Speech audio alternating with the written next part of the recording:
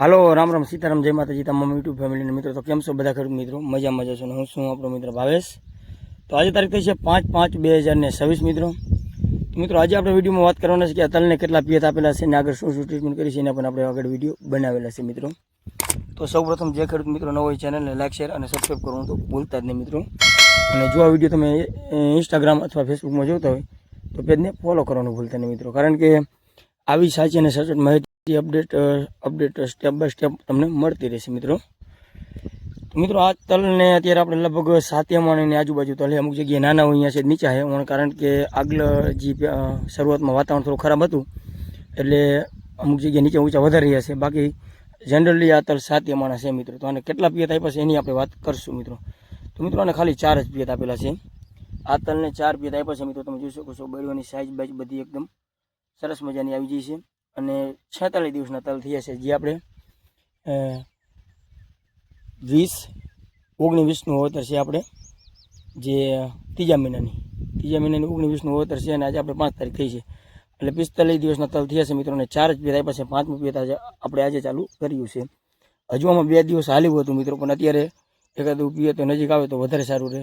તો મિત્રો હજી આમાં કોઈ ધોરિયામાં સુકારાની અસર છે નહીં અને ભગવાન માતાજી કરી અને તમારા બધા ખેડૂત મિત્રોના આશીર્વાદ કરીને હુકારો પણ ન આવે એવી આપણે આશા રાખી છે મિત્રો। અને હુકારો આવે તો હવે 40 દિવસ પછી દેખાતો હોય છે, પણ હજી આપણે દેખાતો નહીં। અને આગળ આપણે આમાં હુકારા માટે શું શું પાવેલું છે એના પણ વિડીયો બનાવેલા છે, સલ્ફર પાવેલું છે એના પણ વિડીયો મિત્રો બનાવેલા છે। તો મિત્રો ખાલી 4 જ પાના તલ અમુક ખેડૂત મિત્રોના મહિનામાં નહીં આવે, કારણ કે આવડે તલ થાય લગભગ તો વણ કોઈને આવી હાઈટ મિત્રો થઈ જ નહીં, વણ બહુ નાના તલની હાઈટ રહી છે।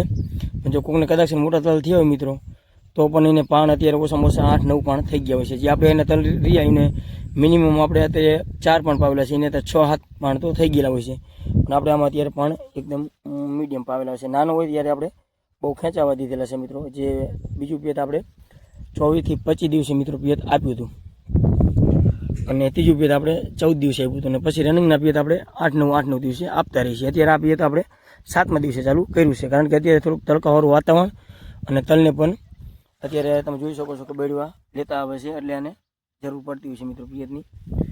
અને મિત્રો પવન વધારે હોય એટલે જમીન પણ ઝડપી હુકાતી હોય છે એટલે એના લીધે આપણે પિયત વધારે અત્યારે આપવાનું ચાલુ કરી દીધું છે મિત્રો। અને દવાની વાત કરીએ તો મિત્રો 2 દન દવા છાંટી, 1 દન ઉગે ત્યારે 8 દિવસે ઉગ્યા ત્યારે, અને એક વાર આપણે જે મહિના દિવસના થયા 35 દિવસના ત્યારે, 35 દિવસ નહીં 1 મહિના દિવસના થયા ત્યારે જ આપણે ફેમ અને ગોદરેજનું ડબલ આનો છંટકાવ આપણે કરેલો છે, જેથી કરીને આપણને ફ્લાવરિંગમાં પણ સારામાં સારું બેનિફિટ મળતું હોય છે મિત્રો। મિત્રો આ તલ હવે તમારા અનુમાન પ્રમાણે કેટલા દિવસ ઊભા રહે છે એવું લાગે છે? તમારું અનુમાન કેટલો કહેશે કે આ તલ હવે કેટલા દિવસ ઊભા રહે છે? અત્યારે તો હજી મારા અનુમાન પ્રમાણે લગભગ આ તલ હજી આના પછી લગભગ 2 પિયત આવશે એવું લાગે છે। પછી જોઈશે આગળનું ટેમ્પરેચર કેવું હોય છે એના ઉપર આધાર રાખતું હોય છે મિત્રો। લગભગ આ 45 દિવસના થયા છે એટલે હજી 20 થી 25 દિવસ ગણવાના, એટલે લગભગ આ મહિનાના એન્ડમાં કદાચ એના તલ કાપણી થઈ શકે છે। અને આગળ પણ આપણે વિડીયો મિત્રો સ્ટેપ બાય સ્ટેપ બનાવશું કે આપણે ક્યારે આને કાપણી કરશું અને આગળ શું શું ટ્રીટમેન્ટ, તમામ ટ્રીટમેન્ટ મિત્રો અને સાચી અને સચોટ માહિતી હોય એ જ મિત્રો આપણે વધારે શેર કરતા હોય છે, જેથી કરીને ખેડૂતને તમામને કોઈ અવરા રસ્તે કોઈ ચડવાની આપણે ઓલી નથી કરતા હોતા। જે અનુભવ અને જે વસ્તુ આપણે જે ટ્રીટમેન્ટ કરી હોય જે આપણે એ જ વસ્તુ આપણે જણાવતા હોય છે મિત્રો। અને મિત્રો બિયારણની વાત કરીએ તો આપણે છે ગુજરાત 3 નંબર બિયારણ, જે આપણા છેલ્લા 4 થી 5 વર્ષથી આ જ બિયારણનું વાવેતર કરે છે। જે લાગોલાગ બેડવા ન આવે, આપણે એક મૂકીને એક બેડું આમ હામાં 2 બેડવા આવે મિત્રો।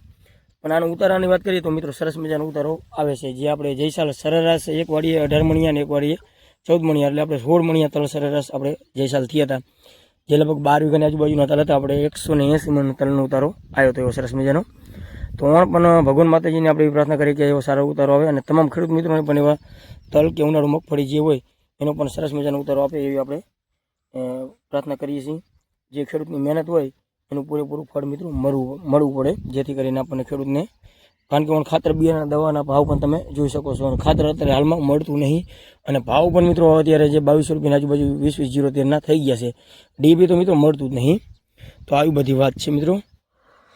તો આ વિડીયો કેવો લાગ્યો કોમેન્ટમાં જરૂર જણાવજો અને આવા જ નવો વિડીયો જોવા માટે અમારી કિસાન મિત્રો લીલાપુર ચેનલને લાઈક શેર અને સબસ્ક્રાઈબ કરવાનું ભૂલતા નહીં। અને કોઈ તમારો પ્રશ્ન હોય તો કોમેન્ટ કરીને જરૂર જણાવજો। અને તલ કેવો લાગ્યો મિત્રો તમે કોમેન્ટ કરીને જરૂર જણાવજો।